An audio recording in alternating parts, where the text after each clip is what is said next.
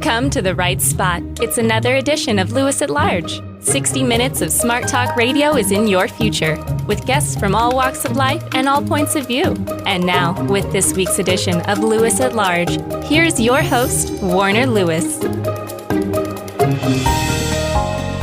Well, welcome everybody to this segment of Lewis at Large. Yours truly, Warner Lewis, as I always am from the flight deck. And happy to have you here. Some smart talk radios in your future. This segment going to be a fun one. We're going to be talking to J.T. Lundy. And you probably do not know of him from an earlier career. He spent 20 plus years in the trading pits of the Chicago futures and options exchanges. He retired and said, I've made enough money here. I'm too rich. I need to do something else. So he took up writing as a hobby and a passion, and he now has done several works, including one we're going to talk about today called Happy Utopia Day, Joe McCarthy. JT, how are you, my friend?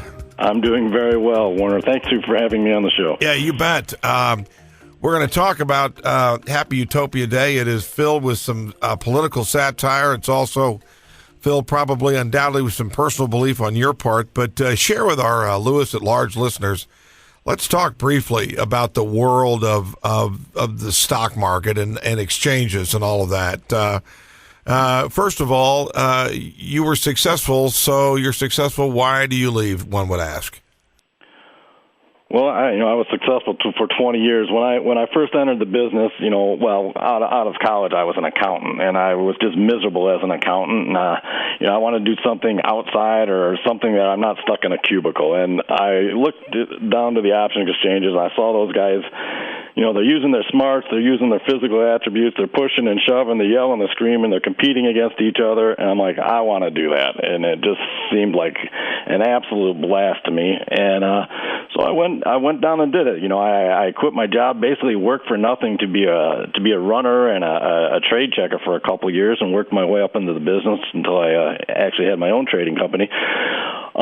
And I loved it. Absolutely loved going to work every day. And, after 20 years, electronics started coming into the business. They started taking away business from the independent market maker down on the floor, which is not a bad thing for consumers. Spreads began to narrow. People started getting better prices and more competition, but it was really hurt the little guy in favor for the bigger guys, the Goldman Sachs, the J.P. Morgans, and all that. So I kind of saw the writing on the wall, and I decided to take my chips off the table. I wasn't having fun anymore. I was spending more time clicking on a computer than I was yelling and shouting and shoving with people, which is what I like. So the computer was doing more of the work than I was, and I was just kind of sitting there. So I decided to do something else and follow something I enjoy, which is writing. Okay, so when you left, do you think the traders of your ilk, of your age, share some of those similar feelings that you do? Everything just getting a little bit too automated, a little bit too something or other?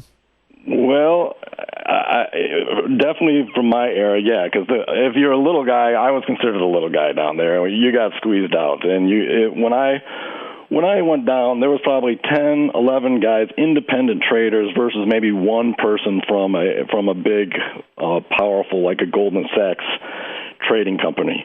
When I left, it was the exact opposite. It was all computers controlled by the big investment houses in the country. Very few, if none, independent traders left. So the industry changed. So it's just a matter of fact, that's just what happened. Well, let's advance forward then to J.T. Lundy takes off his trading uniform, puts it all down, puts down the handheld calculator, whatever, all the other tools of your trade, and you stick with the computer, but this time it's to create and to write. Tell us a little bit about the inspiration for J.T. Lundy, the writer.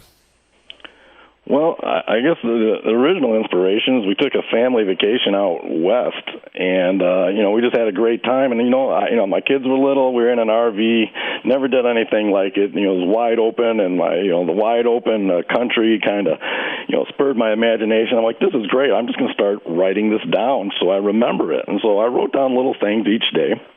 And then when I got back, to the Illinois and Chicago here, after about 6 months break, I went back to my journal and I started expanding on it from my notes what we actually did, and it took my mind to a different place.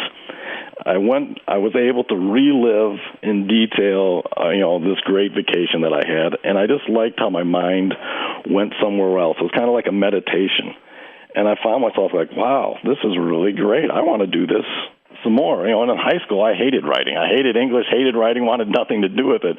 But at that time, now I've discovered very relaxing. I just love the process. So I took a class, a writing class on my community writing at my community college, and found that I even like that. And I went even further and went back and got my MFA in creative writing, and just love the whole environment, love the process, and that's where I've ended up.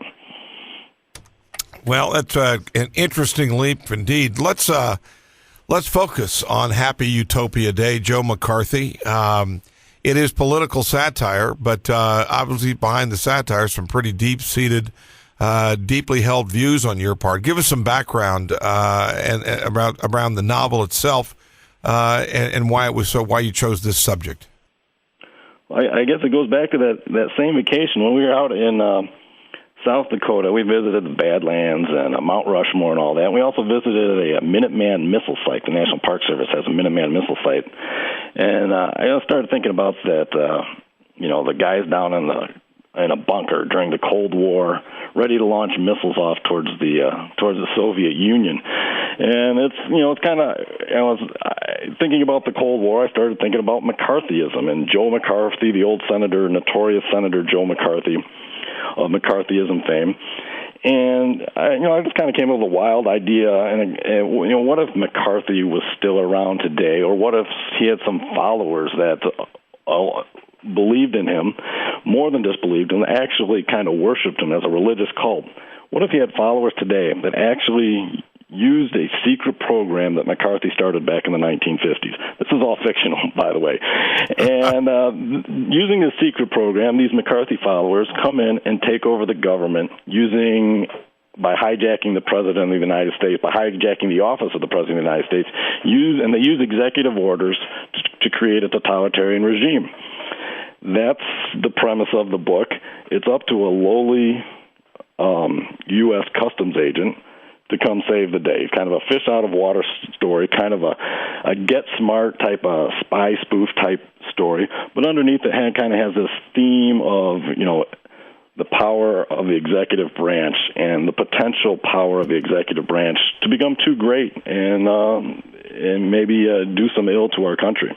Again, if you just joined us, we're talking to J.T. Lundy, former Chicago Futures and Options Exchange magnate, now retired from that and now an author. The work is called Happy Utopia Day, Joe McCarthy. JT, let's, again, for our Lewis at Large listeners here, tell us a little bit about how some of what happens in this book directly reflects some of your own particular political philosophy, or at least your observations from the sidelines. Well, I guess my own political philosophy is I'm pretty much right down the middle. I'm kind of the silent but powerful swing vote in this country. But I'm also very suspicious. I grew up during, I graduated 1984 from high school. And so, our class, we were constantly reminded of George Orwell's 1984 and Big Brother is going to come down on us. So I've always kind of had a natural fear of the government is coming to watch us. The government has too much control. And lo and behold, here we are today in 2013, and more cameras watch us than I ever would have imagined. And we have the NSA scandals where the government is recording all our emails, our phone calls, you name it. So it's kind of scary to me. Joe McCarthy used information of what people did in the 1930s. In the 1930s, we had 25% unemployment. A few people started looking at communism as maybe a viable alternative, and maybe, who could blame them? The system at that time was not working. Perfectly legal thing to do, perfectly nothing wrong with that. But then here in the 1950s, 20-some years later, here comes a senator that basically ruined many people's lives for their activities they did 20 years before.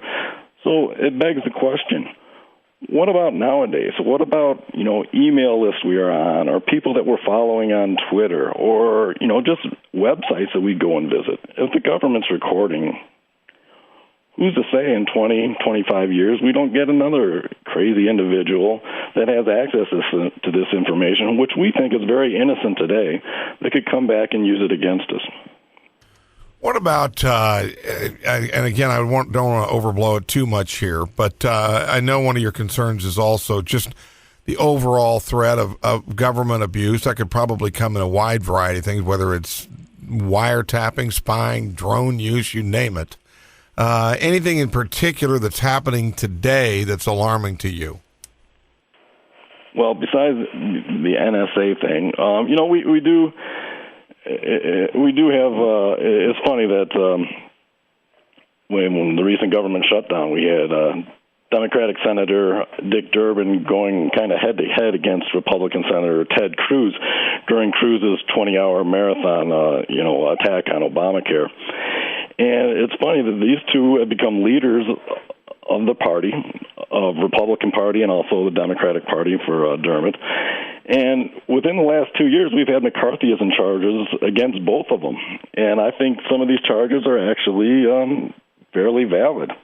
In 1951, McCarthy went on attack against General George Marshall, who was America's first five-star general and architect of the D-Day invasion. No one had ever questioned his patriotism. Marshall was Secretary of Defense, and McCarthy went on the senatorial floor and basically accused Marshall of being a traitor. He said whether General Marshall was aware that he was implementing the will of Stalin, he didn't know, but he didn't think it was accidental. So this is kind of eerily reminiscent of Ted Cruz's comment about our current Secretary of State, Chuck Hagel, when Cruz falsely claimed that Hagel's nomination had been publicly celebrated by the Iranian government. Cruz also insinuated that Hagel was being paid by North Korea. So that's an example of, McCarthyism today.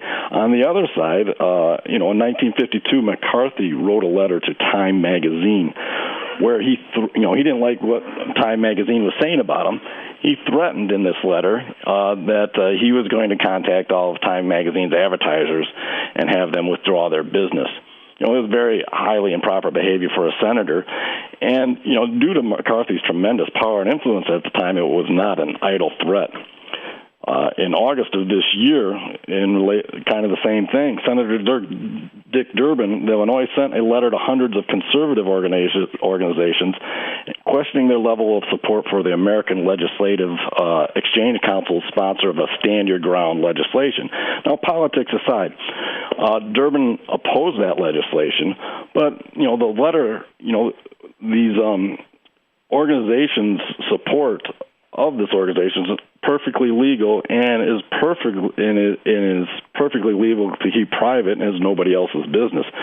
But Durbin sent this letter, and he threatened to convene a Senate hearing to publicly reveal each organization's level of support for the Stand Your Ground legislation. So to me, that's just another example of a senator using his power more than he should, an example of McCarthyism. Now, I will say that these two examples dwarf what McCarthy really did. But it's good to keep an eye out, in my opinion, and call these things up when we see them. What, and again, I want to dive back into the book here before we wrap up, but curious as to your observations sitting on the sideline, not only as a former trader and very much involved in the sport and a process of capitalism, but just from a political point of view about the recent debt ceiling vote, the recent government shutdown, and what's happening inside the Beltway today. Well, the recent government shutdown, I think, was a very bad thing. Traders hate uncertainty. The financial markets hate uncertainty. So whether you agree with Obamacare or not, most traders, most big businessmen do not want the threat of the government being shut down, do not want the threat of our debt being defaulted on. So whether you agreed with Obamacare or not, or the fight against Obamacare, that should be played out in a different arena rather than being held up to what happened the other day. And I think most of America, or at least Central America, or the mainstream America believes the same thing. It's kind of like, we already had this argument a couple of years ago. Why are we rehashing it again? Or if we're rehashing it again, why hold the country hostage to do it? Well, the work is Happy Utopia Day, Joe McCarthy. It is a very, very biting political satire. You're not a brand new writer, but do you define yourself, JT, as up-and-coming writer? Oh, yeah. I mean, this is, I've written some things. This is my first published work. So this is my first novel. I had some I've had a small short story published, and I've written some screenplays, but this is the first thing that's really, really going for me. So I would say, yeah, hopefully up and coming. That's a compliment. I'll take that. All right. Well, here's the deal. After you win a Pulitzer, after you win something huge, or this turns into a gigantic movie, you got to come back on the show and act like you at least kind of knew who we were. How about that? Mr. Lewis, I appreciate you having me on the show. I will come back anytime. Hey, well, before you get out of here, again, Happy Utopia Day, Joe McCarthy. That's the name of the work, J.T. Lundy, the author. How can we get a copy of the book? And if we want to find out more about J.T. Lundy, where do we go? Sure. Well, you can go to jtlundy.com to find out all the information you need. It's also in Barnes & Noble stores in the Chicagoland area. It will be in Hudson bookstores and airports nationwide. Also, you can buy it on Amazon, and the ebook is also available.